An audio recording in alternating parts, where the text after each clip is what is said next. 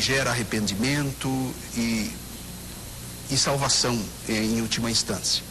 Agora, há um personagem nas Escrituras que, sendo Deus, que é a pessoa bendita do nosso Senhor Jesus, ele também pregava o arrependimento, né? Então, conforme Mateus 4,17, desde então começou Jesus a pregar e a dizer: arrependei-vos, porque é chegado o reino dos céus, né? Porque é chegado o reino dos céus. Marcos capítulo 1, verso 14 e 15, também narra assim: e depois que João foi entregue à prisão, e João é um outro personagem que também enfatizava muito o arrependimento, né? Arrependei-vos, né? Jesus veio para a Galileia pregando o evangelho do reino de Deus e dizendo: o tempo está cumprido e o reino de Deus está próximo, arrependei-vos e crede no evangelho. Então, a minha colocação é a seguinte: sendo Jesus Deus, conforme Mateus capítulo 12, versículo 25, diz que ele conhece o coração dos homens, ele não abdica, né? Nós concordamos com isso, creio eu. Sim. Que a encarnação do Verbo não subtraiu a sua divindade, ele só não faz uso das suas prerrogativas de modo pleno. Mas por que Jesus insiste também no arrependimento como uma resposta humana? Ok. Obrigado pela pergunta, uma pergunta excelente. Jesus insiste no arrependimento como uma prerrogativa humana, porque é uma prerrogativa humana. O homem é quem deve se arrepender. É uma exigência, porque uma vez que o homem quebra a lei, quebra os mandamentos de Deus, o único modo que ele tem de ser salvo é se arrependendo dos seus pecados e crendo na única provisão divina para a salvação, que é justamente o sangue, né, dos cordeiros do Antigo Testamento, mas especificamente o sangue do Cordeiro de Deus que tira o pecado do mundo, que é Jesus Cristo. Então, quando Jesus prega dizendo: arrependei-vos porque o reino está perto, é porque é assim que funciona mesmo. Nós precisamos pregar o evangelho a todas as pessoas, e a responsabilidade de se arrepender e a responsabilidade de crer é do ser humano. Isso é um ensino bíblico, né? O calvinismo, a teologia reformada, né? Eu mesmo não gosto muito do nome calvinismo, né? A teologia reformada, digamos assim, clássica, ela sustenta aquilo que a Bíblia ensina. Ela procura não selecionar as passagens bíblicas, né? Dizer, bom, essas passagens aqui nos agradam, então nós vamos enfatizar. Essas outras passagens aqui não são tão boas para a nossa doutrina, nós vamos deixar de lado. Então, a teologia reformada procura fazer justiça à Bíblia como um todo. Mesmo que, em alguns momentos, fazer isso prejudique um pouco as nossas concepções racionais. Todos nós somos racionalistas, isso é inegável. Nós somos criados num mundo racionalista, nós somos filhos do iluminismo, quer nós queiramos, quer não. O iluminismo, de uma forma geral, ensina que duas verdades não podem ser aparentemente contraditórias. Se elas forem, uma é verdadeira, a outra é falsa. Então, se A é verdadeiro, B é falso, se B é verdadeiro, A é falso. Então, existe a tendência no mundo teológico de dizer assim: ou é verdade que Deus decreta todas as coisas, que Deus tem seus escolhidos, que Deus elege, que Deus dá a fé, que Deus dá o arrependimento, ou é verdade que o homem é responsável, que o homem é livre. Veja, e quando eu falo livre, eu não estou dizendo livre-arbítrio, mas liberdade de agir. Depois, se for possível, tentarei esclarecer a diferença entre uma coisa e outra. Mas o fato é que a Bíblia ensina as duas coisas. E às vezes ensina isso numa mesma passagem, né? Por exemplo, aquela famosa passagem de Filipenses, capítulo 2, versículos 12 e 13. Quando você lê o versículo 12, ele diz assim, Paulo está falando para os filipenses: meus irmãos, é o seguinte, vocês têm que ralar, viu? Vocês têm que se esforçar para desenvolver a salvação de vocês com temor e tremor. Então veja, o apóstolo Paulo colocando a responsabilidade de desenvolver a salvação sobre os filipenses. Vocês têm que fazer isso. Os dois termos do Antigo Testamento, temor e tremor, ou seja, uma ênfase fortíssima no esforço deles. Pronto. Se tudo acabasse aí, se fosse esse o único versículo, nós diríamos, é o homem que decide, é o homem que faz, é somente o homem. Mas aí vem o versículo 13, que diz, porque Deus é quem opera em vós tanto o querer quanto o realizar. Então ele fala, vocês têm que desenvolver a salvação de vocês com temor e tremor, mas Deus é quem opera em vocês tanto o querer, vontade, quanto o realizar, ação, fazer. Portanto, eu não posso eliminar um dos dois versículos. Se eu eliminar só um versículo, ficar só com o versículo 12, eu direi, o homem é totalmente livre, é livre-arbítrio, ele é o responsável único. Se eu ficar só com o versículo 13, eu crio um hipercalvinismo, que existe. Muitos defendendo essa ideia. O homem é só um robozinho que Deus vai lá e digita as programadas e diz, você direto para o inferno, você direto para o céu e vocês são, como que diz, programados. Mas a Bíblia ensina as duas coisas. Muito bem. Missionário Jamiel, o senhor vai ter um minuto a mais para os seus comentários, porque o Leandro usou o tempo a mais. Então, o senhor não quiser usar agora, pode usar depois, tá bom? Okay. Mas o senhor tem 3 minutos para o seu comentário.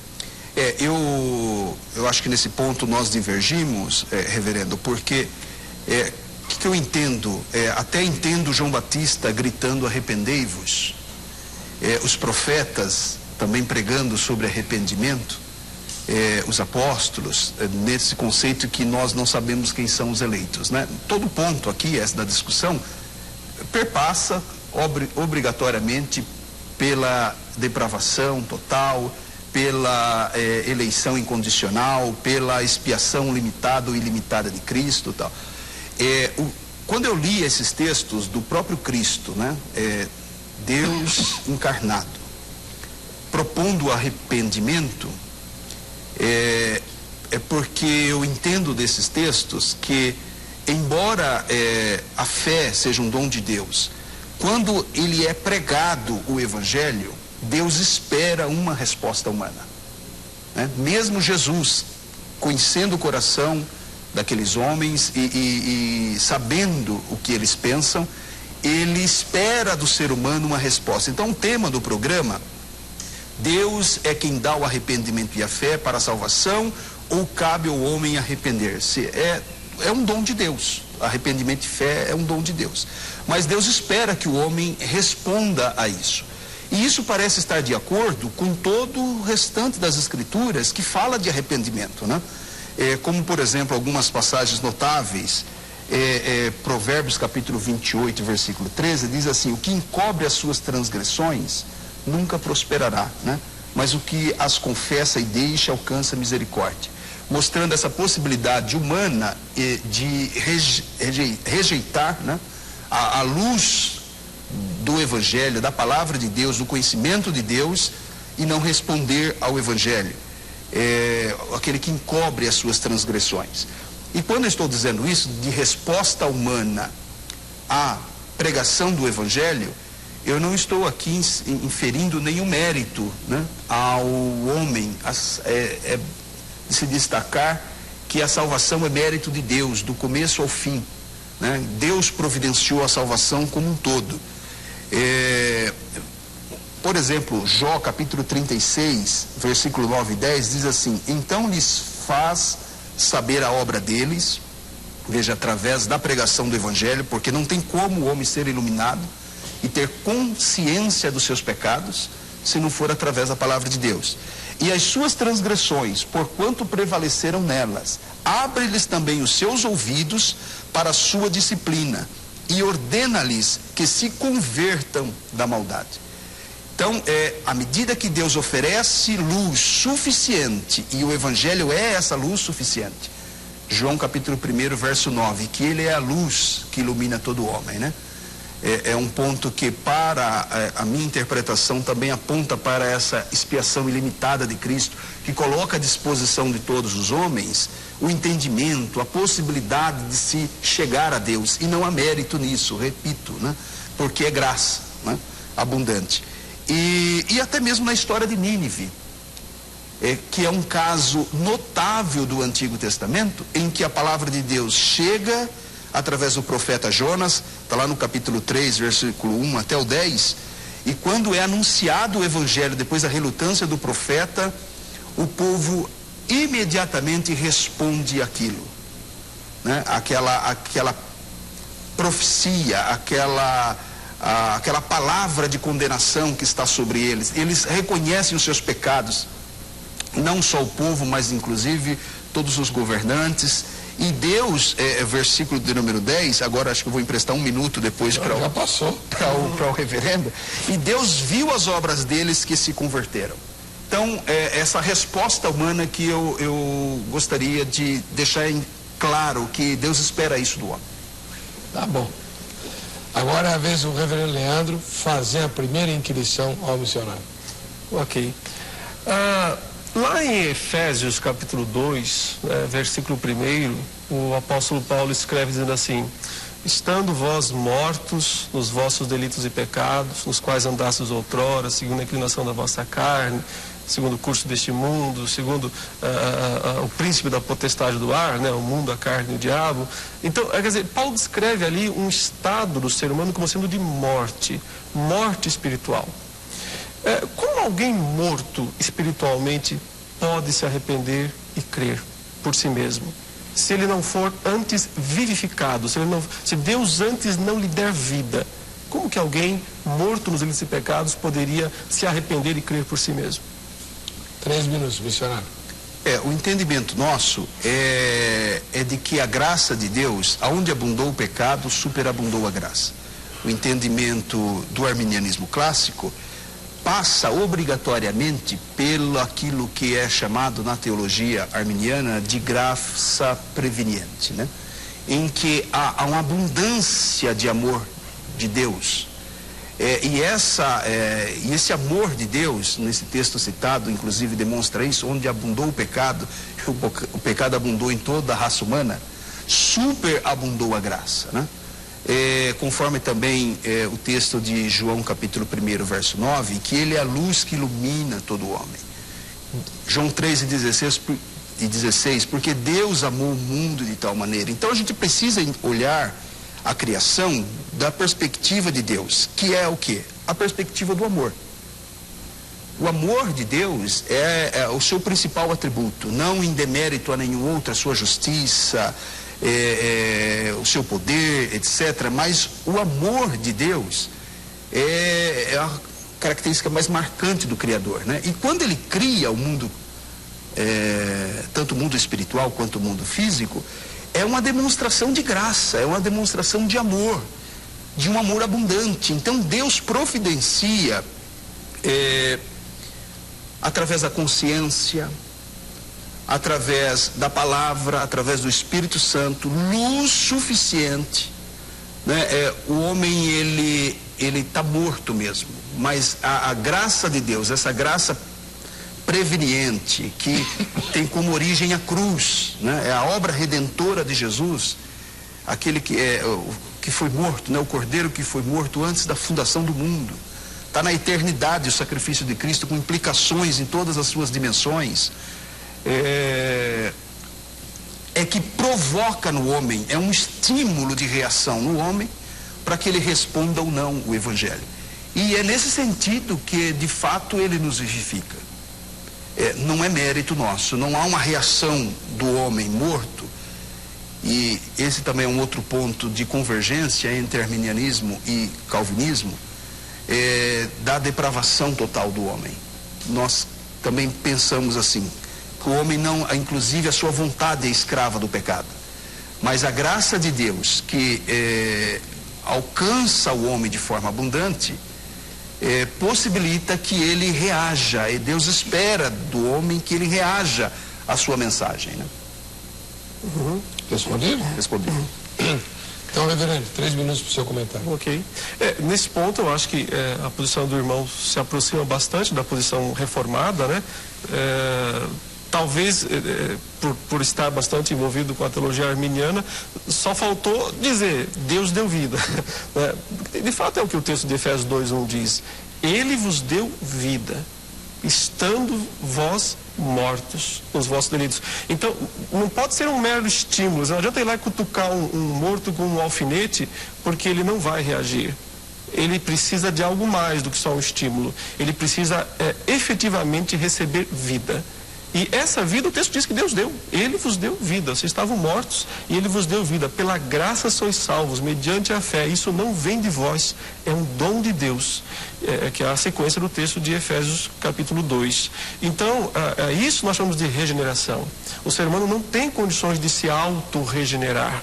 Ele precisa dessa primeira obra da graça de Deus, que é a regeneração, que é o dar vida, que é tirar aquele coração morto, né, aqueles ouvidos surdos, e capacitar esse ser humano de uma forma efetiva, eficaz, para que ele se arrependa e para que ele creia. A ilustração melhor que existe, eu acho que nesse sentido, é o que Jesus fez com Lázaro, né? Jesus ressuscitou Lázaro fisicamente, mas os milagres de Jesus sempre significavam algo mais do que apenas milagres físicos. E na ressurreição de Lázaro ele mostrou o maior dos milagres, dar vida espiritual. Lázaro está morto, nada nem ninguém pode levantá-lo da morte. Ele não consegue voltar à vida sozinho. Ele está lá, fedendo, cheirando mal, desculpe o termo. Então o Senhor chega diante do túmulo e dá uma ordem para ele. Lázaro, sai, vem para fora. Estranho dar uma ordem para um cara morto, né? Só quem tem o poder de dar vida pode dar uma ordem dessa. Eu não posso fazer isso, eu perdo de tempo, mas Deus pode. E Ele pode fazer através de mim, quando eu prego o Evangelho. Então Ele diz, Lázaro, sai para fora. E o cara morto, pum, dá um pulo, levanta e sai. Isso é regeneração. Isso o homem não faz. Isso é Deus quem faz. Legal. Bom, missionários, sua segunda pergunta. Muito bem. Como a questão passa obrigatoriamente por graça, se irresistível ou irresistível, o texto de Romanos, o versículo que antecede ao versículo 17 que eu citei, que diz que a fé vem pelo ouvir e ouvir a palavra de Deus, os versículos seguintes todos estão falando de uma reação humana, e essa reação humana é de fato o estímulo da graça mesmo, a graça de Deus que chega na hora correta e que nos vivifica de verdade, né? Nós não temos condição de buscar a Deus se não for através da sua misericórdia, da sua graça. Mas Romanos capítulo 10 fala do homem confessando os seus pecados, fala de ele crer ao ouvir o Evangelho, e então de pessoas respondendo positivamente ao Evangelho. E aí no versículo 16 diz que nem todos obedecem, recebem o Evangelho e rejeitam o Evangelho. Eu acho que essas questões nas Escrituras reforçam a ideia da resposta humana. Não uma resposta como mérito, mas uma resposta como boa vontade, né? A sua boa vontade estimulada pela graça de Deus, pela luz do Evangelho, que ele responda a isso, né? Exemplos clássicos de pessoas que receberam a graça de Deus, receberam a verdade de Deus, como Judas. E as Escrituras mostram Judas, apesar de usar um termo grego, né?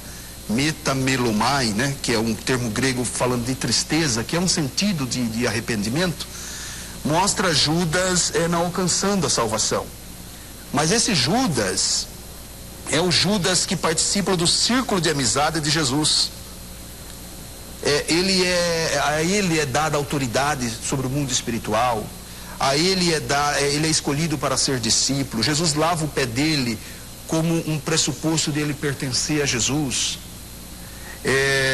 Jesus chama ele de amigo, e o próprio Cristo é quem diz que deu a vida pelos seus amigos. Então, se ele considera Judas, ele não está brincando com os sentimentos de Judas.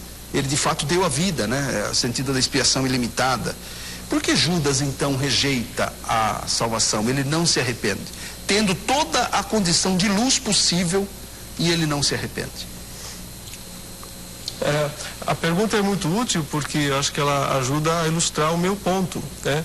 Justamente porque não é apenas um estímulo que pode trazer uma pessoa para a vida, se ela está morta nos seus delitos e pecados. Não é apenas o ver sinais, ou até mesmo o realizar sinais, que torna uma pessoa regenerada, mas é a obra da graça eficiente, a obra da graça eficaz no coração daquele que Deus desde toda a eternidade escolheu. Então, por que é que Judas apesar de ter ouvido todas as pregações de Jesus, apesar de ter visto os milagres de Jesus, apesar de ter sido tão íntimo, tão próximo de Jesus, por que é que ele não se converteu? Resposta, Jesus dá com todas as letras em João, capítulo 17, versículo 12, quando ele diz assim: quando eu estava, é uma oração falando com o Pai, né? Jesus está orando com seu Pai, diz: quando eu estava com eles, falando dos discípulos, guardava-os no teu nome, ou seja, eu os guardo no teu nome, Pai, esses que tu me deste, e protegi-os, e nenhum deles se perdeu, exceto o filho da perdição, para que se cumprisse a Escritura. Então, o que Cristo está dizendo é o seguinte: Pai, eu estou intercedendo, guardando, cuidando dos discípulos que tu me deste. Aí, os 12, mas não todos. Todos vão ser, eu estou guardando para que eles não pequem, todos, exceto um, o filho da perdição. Então, Jesus chama Judas de o filho da perdição. E diz que Judas não vai ser salvo, que ele vai se perder para cumprir a Escritura. Então, necessariamente, Judas não foi salvo por dois motivos. Dois motivos. Primeiro, o Senhor não o escolheu para a salvação. Ele é o filho da perdição. Ele está destinado, nesse sentido, eu usaria o termo pré-ordenado, né? Conforme a Confissão de Fé do Westminster, não usa predestinado para a perdição, mas pré-ordenado para a perdição. E, no entanto, ao mesmo tempo, a Bíblia ensina que o Judas é responsável pelos seus atos. Está lá, por exemplo, em Lucas 22, 22, quando o Senhor está na última ceia e o Senhor diz assim: a mão do traidor está comigo à mesa. Criou um clima ali, né, na última ceia, porque estavam ali os 12 discípulos. E aí Jesus diz uma coisa interessante no versículo 22 de Lucas 22. O filho do homem vai segundo o que está determinado. Ou seja, o traidor tem que trair. O traidor vai trair. Porque o Filho do Homem precisa morrer na cruz. O que vai acontecer com o Filho do Homem é o que está determinado. Primeira verdade do versículo. Segunda verdade do mesmo versículo. Mas ai daquele por intermédio de quem ele está sendo traído. Então, ai do Judas. Porque o que ele vai fazer, embora esteja determinado por Deus, o que ele vai fazer porque ele é o filho da perdição. Eu não o guardei. Ele disse todas as letras aqui. Eu não o guardei. Mas ele vai fazer porque ele quer. Ele é o único culpado por isso. É o que a Bíblia ensina. É fácil de reconciliar isso na nossa mente, é fácil de harmonizar, é terrível para a nossa mente entender isso. Mas é o que a Bíblia ensina, e eu creio nisso. Bom, missionário Jamiel, o senhor tem 3 minutos mais 30 segundos só, para comentar. A grande questão que eu levanto é: Judas era o filho da perdição porque ele foi feito filho da perdição ou porque ele se fez filho da perdição, né? Tendo sido iluminado como ele foi pela verdade, tendo desfrutado do círculo de amizade com Jesus, eu acho mais natural pensar, Heber, que diferente dos ninivitas, que também havia uma sentença de morte sobre eles, em 40 dias essa cidade será subvertida e Deus destruirá todos vocês. Havia uma pré-condenação sobre os ninivitas, como havia uma condenação, como há uma condenação sobre todos nós, porque todos pecamos. Judas não é mais pecador do que eu. Judas não é. Inclusive Jesus disse isso dos galileus, que vocês acham que eles são mais pecadores do que vocês? Se vocês também não se arrependerem, vocês também serão destruídos. Não há maior pecador ou menor pecador. Há pecador penitente que reconhece a sua miséria e responde voluntariamente à graça de Deus. É uma resposta, né? E pecadores impenitentes, né?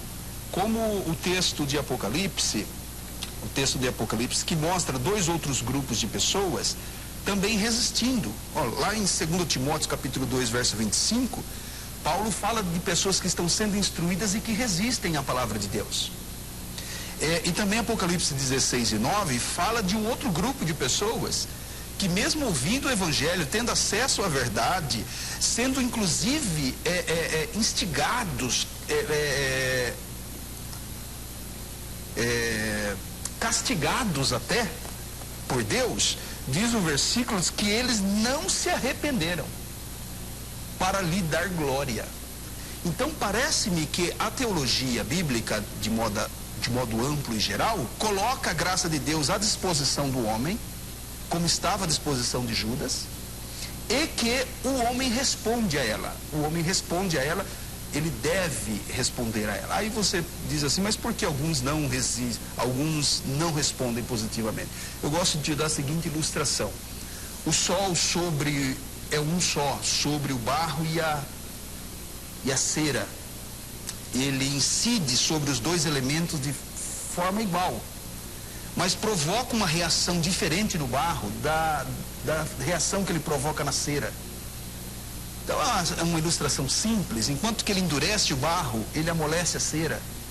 É uma ilustração simples, pobre, para ilustrar o coração do homem que ouve o evangelho e responde ao evangelho, e do homem que ouve o evangelho e rejeita o evangelho.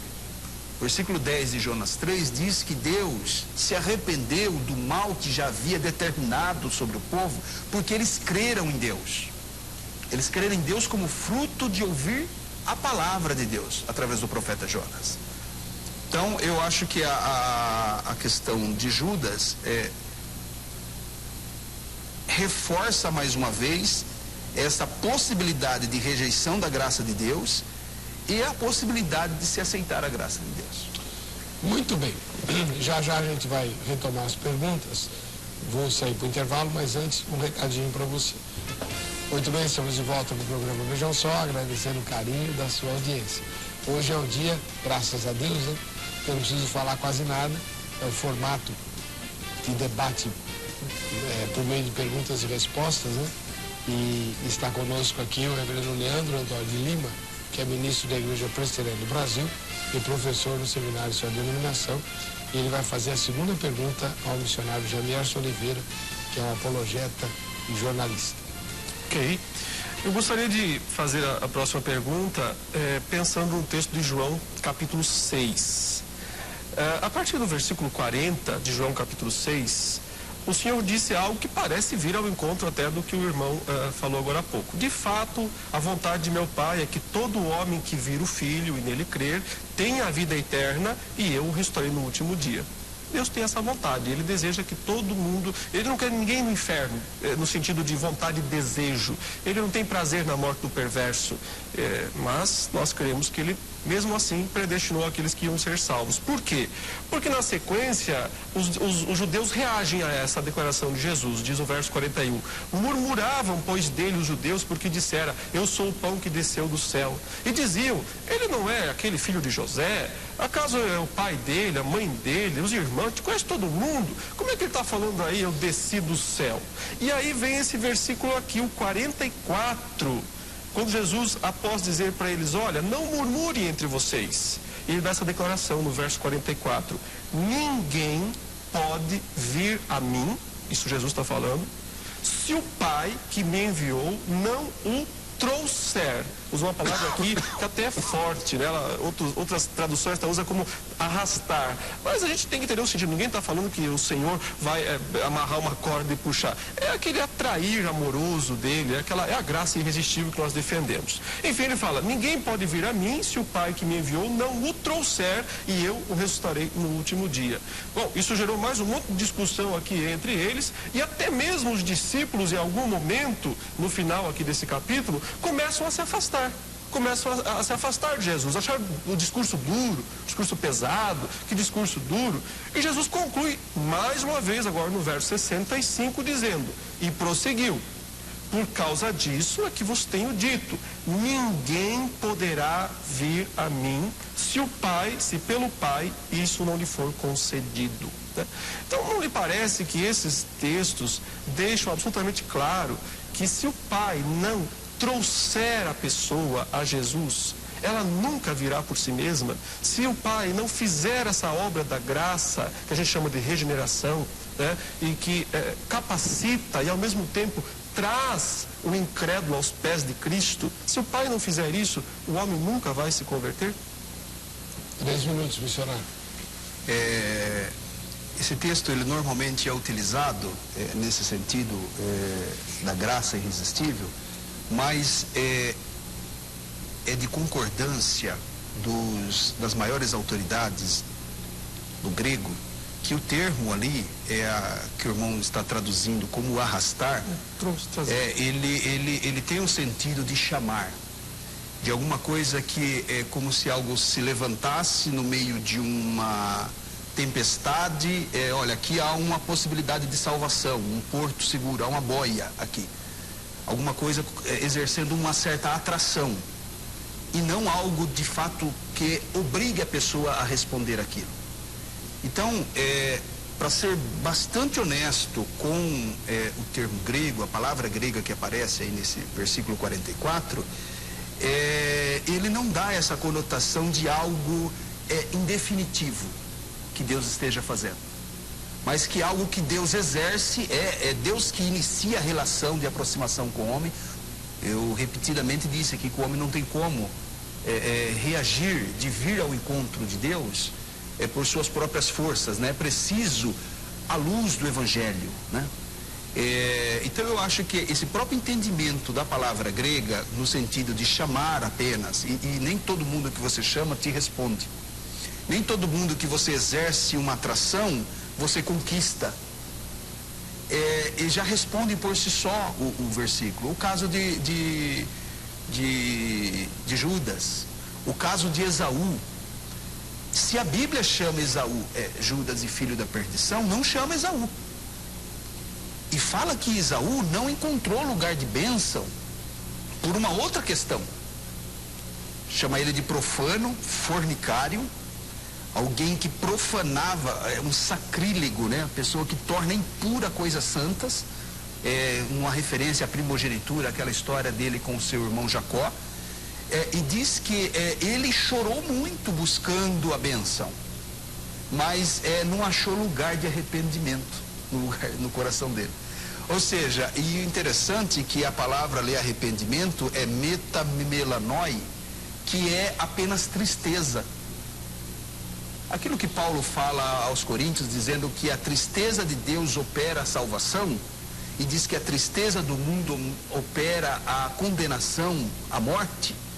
Então, o que você percebe, e os termos gregos são bem aplicados nesse sentido. Quando fala de Judas se arrependendo, é metamelanoi, que é essa tristeza que não tem a conotação do termo grego metanoi, que é voltar-se, dar marcha ré, recobrar a consciência, né, a convicção do pecado. No caso de Judas é metamelanoi, no caso de Esaú é metamelanoi, e no caso de Pedro, que chora amargamente também o fato da sua traição, é metanoi, que é o sentido apropriado, apesar de em língua portuguesa tudo aparecer como arrepender-se, né? Arrependimento, o termo arrependimento, mas há essa conotação de diferença. Então, o que acontece com Judas? Ele se arrepende no sentido de ficar triste porque o seu plano não foi bem sucedido. Porque, e esse tipo de arrependimento não gera salvação, não gera regeneração. Esaú também se arrepende, não no sentido que Pedro se arrepende, que nós somos convidados ao arrependimento nas pregações de Jesus, dos apóstolos. O caso de Esaú também não é encontrado lugar de arrependimento no coração dele. Bom, o reverendo Leandro vai ter 3 minutos mais um para comentar. Com relação ao termo grego, quando Jesus diz se o Pai não o trouxer, aí eu vou precisar discordar realmente da interpretação do irmão. Por acaso estou aqui com o dicionário de teologia do Novo Testamento, do Kittel, que é o melhor do mundo, a melhor tradução. Puxar, arrancar, puxar por um poder, arrastar, impelir. Essas são as traduções principais para o verbo eukio, né? Que é se o Pai não o trouxer. Então, não é um mero chamado, não é uma mera possibilidade de ninguém vem a mim se o Pai não o trouxer. Isso é uma coisa bem definitiva. Com relação ao arrependimento, concordo plenamente. O arrependimento de Judas foi um arrependimento falso, porque ele cumpre só 50% da coisa, né? Precisa haver fé depois, e não houve. Então só houve arrependimento, só houve a tristeza, né? Uma espécie de remorso pelo seu pecado. Diferentemente de Pedro que peca igual Judas, na mesma noite, né? Traz Jesus, nega Jesus, vai, chora amargamente. Eles vão muito parecidos até o momento. Mas depois um vai e se mata, e o outro retorna para o Senhor arrependido. Por quê? Por que um vai e se mata? Por que o outro volta e retorna? Por causa de Deus, não por causa diretamente deles. Porque Deus fez algo especial em Pedro que não fez em Judas. Judas é o filho da perdição, o texto diz. A escritura, para se cumprir, Judas tem que trair a Jesus. Então ele é o filho da perdição. Lembra que o Pedro, um pouco antes, assim, todo o Senhor de si falou: Senhor, eu estou disposto a ir até a morte pelo Senhor. Esses aí podem trair o Senhor, mas eu nunca. Aí Jesus disse o que para Pedro? Pedro, Satanás reclamou a tua alma para te peneirar como trigo. E eu tenho uma má notícia para te dar: Deus deixou. Deus autorizou que ele faça isso com você. Mas eu roguei ao Pai para que a tua fé não desfaleça. Então, por que é que Pedro trai, mas não perde a fé? Porque ele diz: eu roguei ao Pai. O Senhor está guardando Pedro. Por que Jesus não fez isso com Judas? Se Jesus tivesse falado a mesma coisa para Judas: olha, a coisa está foi para o teu lado, mas eu vou insistir com Deus para que a tua fé... Não faz isso com Judas, mas faz isso com Pedro. Então, a soberania de Deus determinou que Pedro fosse salvo. A soberania de Deus não determinou que Judas fosse salvo. Pedro se arrependeu e voltou. Judas não se arrependeu, ou se arrependeu parcialmente, não teve fé, foi e se matou.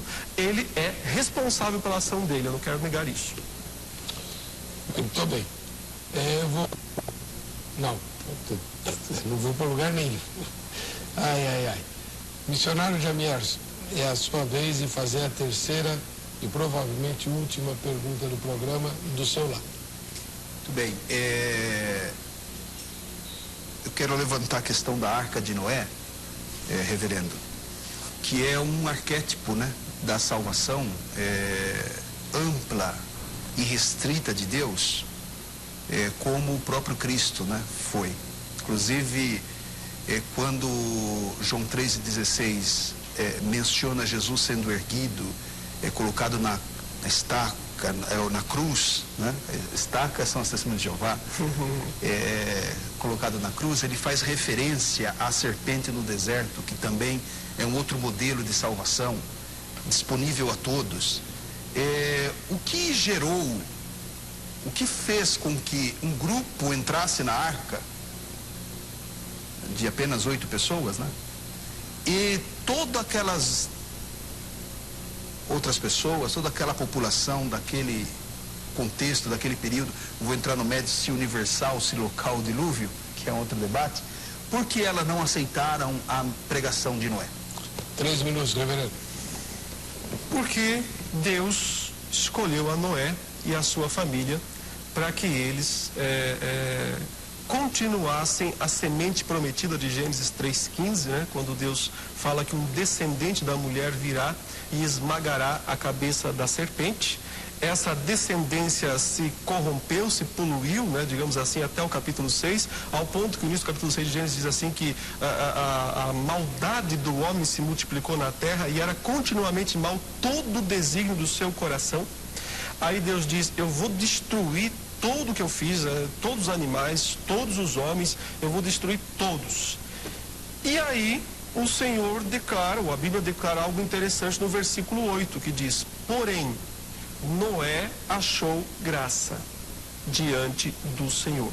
Então, o motivo pelo qual Noé, e o resto do mundo não, mas apenas Noé e sua família, e veja que na verdade é Noé, porque a família vai de carona. Tanto é que depois até um dos filhos peca e tudo mais. A família vai de carona. É o Deus da aliança. Bom, não é esse o assunto. Mas Noé achou graça. Então, respondendo assim de uma forma bem direta, foi a graça de Deus. a graça de Deus em escolher Noé, em capacitar Noé, em chamar Noé, em dizer, construa a arca, faça isso, faça desta maneira, está aqui a planta, e você vai entrar na arca, e a sua família vai entrar na arca, e vocês vão começar, eu vou renovar a aliança com vocês, e vocês vão começar uma nova história no mundo. Deus fez isso porque Ele amou, escolheu a Noé, e não fez isso com os outros homens do mundo. 3 minutos para o seu comentário, missionário. O entendimento de outras passagens nas Escrituras, eu acho que nos leva numa outra direção. Uma direção de que o arrependimento é uma resposta do homem à graça de Deus, à mensagem do Evangelho, né? Veja que mesmo no céu, os anjos, que têm um conhecimento, penso eu, um pouquinho melhor que o nosso, da realidade do mundo espiritual e das verdades de Deus, inclusive a Bíblia diz que nós fomos feitos menores do que os anjos, né? Estamos limitados pela carne, enfim, os anjos de Deus são santos. Diz que há alegria no céu por um pecador que se arrepende. Então, eu penso que um texto como esse, de seres que estão na perspectiva eterna, celestial, que olham para a terra e veem pecadores se arrependendo, eu acho que empresta crédito à interpretação que eu estou dando, não de eleição incondicional, não de expiação limitada, mas de expiação ilimitada, de possibilidade de salvação para todo homem, dependendo que ele reaja, né? O mérito da graça de Deus, vamos deixar sempre isso bem claro aqui. Veja um outro texto que parece que aponta nessa direção, reverendo. Diz assim, né? Lucas 24:47, e disse-lhes, assim está escrito, e assim convia que o Cristo padecesse e ao terceiro dia ressuscitasse dentre os mortos, e em seu nome se pregasse o arrependimento e a remissão dos pecados em todas as nações, e começando por Jerusalém. Atos capítulo 2, verso 36 ao 38, pregação de Pedro ali após o Pentecostes. Saiba, pois, com certeza toda a casa de Israel, que a este Jesus, a quem vós crucificaste, Deus o fez Senhor e Cristo. E toda a pregação de Pedro. Aí o versículo seguinte, e ouvindo eles essas coisas, compungiu-se-lhes o coração. Metanoi, né? Esse arrependimento diferente do arrependimento de remorso de Esaú, de Judas e dos que não entraram na arca, que não se arrependeram corretamente. Veja que eles perguntam a Pedro, que faremos, irmãos? Então eles estão colocando à disposição deles, o que eu preciso fazer? E aí Pedro não diz assim, olha, se Deus deu arrependimento para vocês, ótimo, senão não tem o que fazer. Pedro fala, você precisa se arrepender. O que Deus teria que ter feito, Ele já fez, que é mandar Jesus. A salvação disponível a todos, como a arca disponível a todos, como a serpente de metal no deserto, disponível a todos. Agora cabe a você. Arrependei-vos e cada um de vós seja batizado em nome de Jesus para perdão dos pecados e recebam dom do Espírito Santo. Amém. Bom, reverendo Leandro, sua última pergunta. Ok. Passa muito rápido, né? O debate. É evidente que o Senhor exige que o homem se arrependa. A pregação do Evangelho é um chamado ao arrependimento. Concordo perfeitamente com isso, né? Mas a minha pergunta é o seguinte: se Deus não fizer algo efetivo antes, o homem tem condição de fazer isso sozinho? Então, aí eu quero usar alguns exemplos bíblicos, né?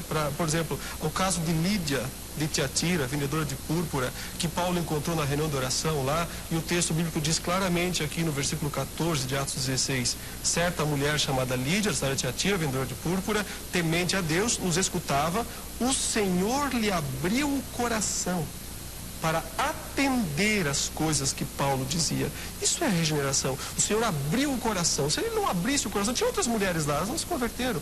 A Lídia se converteu porque o Senhor lhe abriu o coração. Agora veja outras passagens, reverendo. Atos 5:31. A fim de conceder a Israel o arrependimento e a remissão dos pecados. Ou seja, conceder isso. Atos 11:18. Logo também aos gentios foi por Deus concedido o arrependimento para a vida. Então Deus concede. 2 Timóteo 2:25. disciplinando com mansidão os que se opõem, na expectativa de que Deus lhes conceda não só o arrependimento para conhecerem a verdade, mas também, no caso, a fé. Atos 13:48, os gentios ouvindo isto regozijavam-se, glorificavam a palavra do Senhor e creram todos os que haviam sido destinados para a vida eterna. Filipenses 1:29, porque vos foi concedida não só a graça de padecerdes por Cristo e não só de crer nele, ou seja, tanto padecer quanto crer é uma graça concedida por Deus. E o maior dos textos, que eu queria a sua opinião, né, sobre isso, Efésios 2:8, porque pela graça sois salvos, mediante a fé, e isto não vem de vós, é dom de Deus. Como interpretar? 3 minutos, missionário. Pleno acordo. A salvação é Deus o autor e consumador, né? Jesus é o autor, começa nele e termina nele a salvação. Repito, não há mérito em nós recebermos a graça de Deus, respondermos a isso. É como se alguém está morrendo ou está morto, você oferece ajuda, que é o nosso caso, Deus oferece ajuda através do seu Filho e nos vivifica, e não há mérito em nós respondermos a isso, aceitarmos a isso. Uma outra ilustração, alguém está às portas da morte por causa de fome, você lhe oferece um copo de água, um pão, essa pessoa aceita e é nutrida e sobrevive. Que mérito há nela de ter aceitado aquela oferta generosa sua? Nenhum. Então, nós não podemos confundir os conceitos. A salvação é obra de Deus, mérito exclusivo do Senhor, não há mérito nenhum em nós. A fé é dom de Deus mesmo, vem dele, a origem é dele, e nós devemos exercer arrependimento, né? Como, por exemplo, Atos 17:30, mas Deus, não tendo em conta os tempos da ignorância, anuncia agora a todos os homens e em todo lugar que se arrependa. Olha a bondade de Deus, disponibilizando o Evangelho para que todo mundo possa ter contato com o Evangelho e reagir ao Evangelho. Atos 26:20. Antes anunciei primeiramente aos que estão em Damasco e em Jerusalém, e por toda a terra da Judéia e aos gentios, que se emendassem e que se convertessem, fazendo obras dignas de arrependimento. Romanos capítulo 2, versículo 4 e 5. Ou despreza tuas riquezas, falando, né, aos romanos, ou desprezas tu as riquezas da sua benignidade, do seu amor, e paciência e longanimidade, ignorando que a bondade de Deus te leva ao arrependimento. Aí a origem está em Deus, né? Agora, veja o que o versículo 5 termina. Mas segundo a dureza do teu coração, impenitente, ou seja, que resiste à oferta de salvação, entesouras ira para ti no dia da ira e da manifestação do juízo de Deus.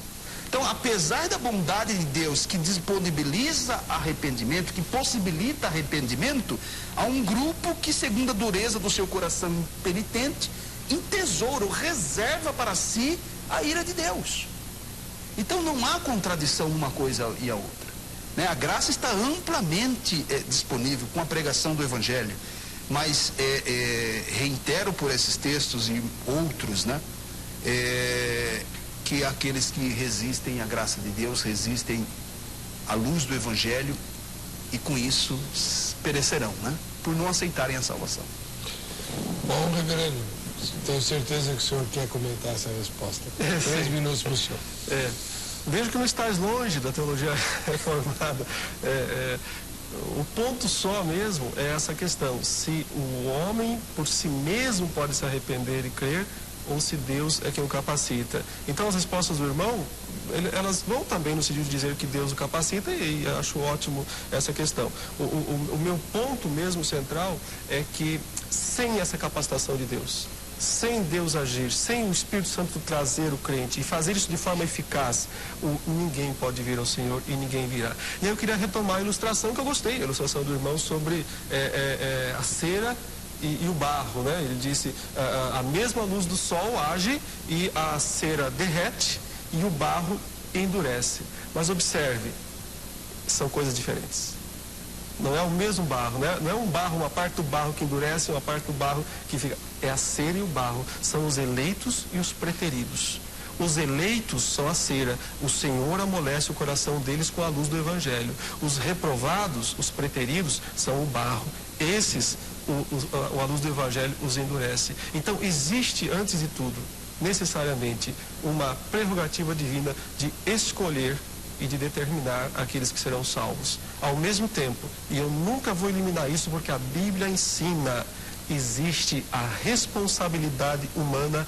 Ele rejeita o Evangelho, ele é condenado por causa disso. O Evangelho é oferecido para todas as pessoas, e quem invocar o nome do Senhor será salvo, e quem não invocar será condenado. Mas em última instância, invoca o nome do Senhor quem Deus chama, eficazmente.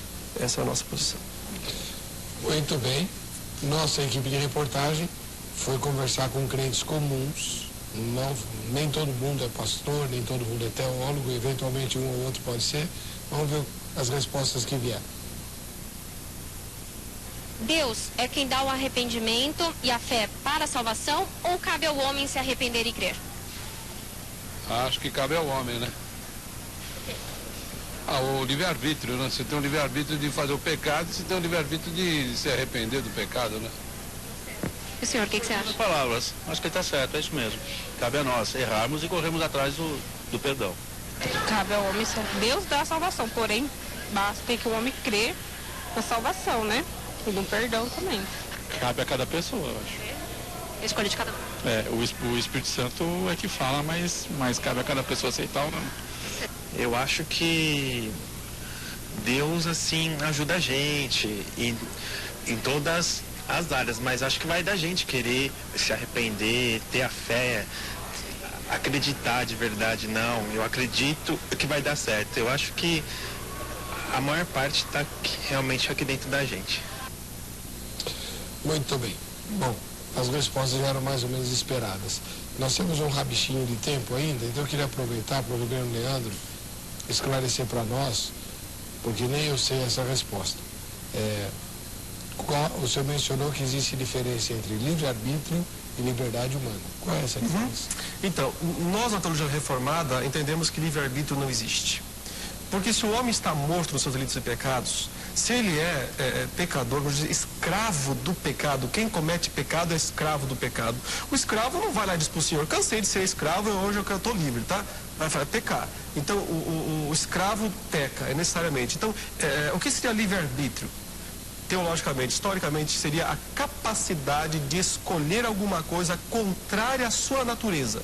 Então, Adão e Eva tinham livre-arbítrio. Por quê? Porque eles, sendo bons, podiam escolher o mal.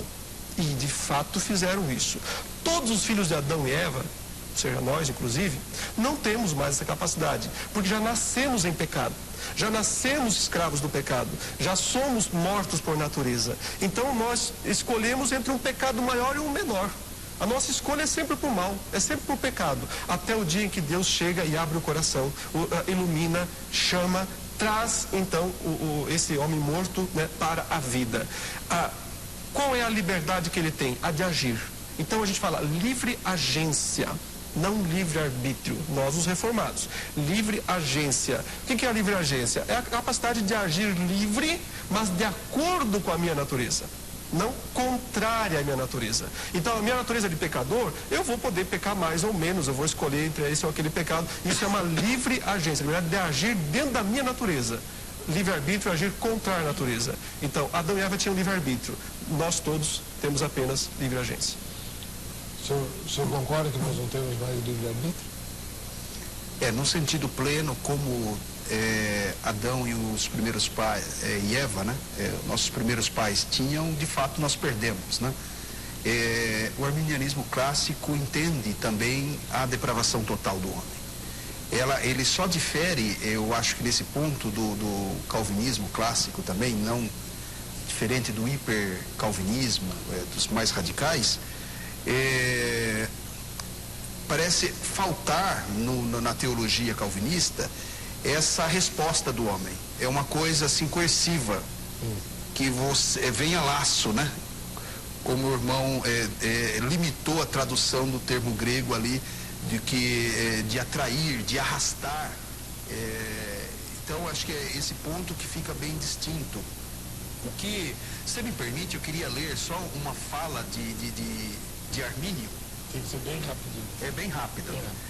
Eu atribuo a graça o começo, a continuidade e a consumação de todo bem. E a tal ponto eu estendo sua influência que um homem, embora regenerado, de forma nenhuma pode conceber, desejar, nem fazer qualquer bem, nem resistir a qualquer tentação do mal, sem esta graça preveniente e estimulante e, consequentemente, cooperante. Desta declaração, claramente parece que de maneira nenhuma eu faço injustiça à graça, atribuindo o que é dito de mim sobre o livre-arbítrio. A graça de Deus é uma certa força irresistível. E se tratando desse quesito, creio, de acordo com as Escrituras, que muitas pessoas resistem ao Espírito Santo e rejeitam a graça que é oferecida. Então, para o arminianismo, eu acho que o ponto divergente é esse, se a graça é resistível ou irresistível. Tá bom. Eu queria agradecer a ambos os irmãos. O contato dos dois está no site, vejamsó.com.br. Até lá.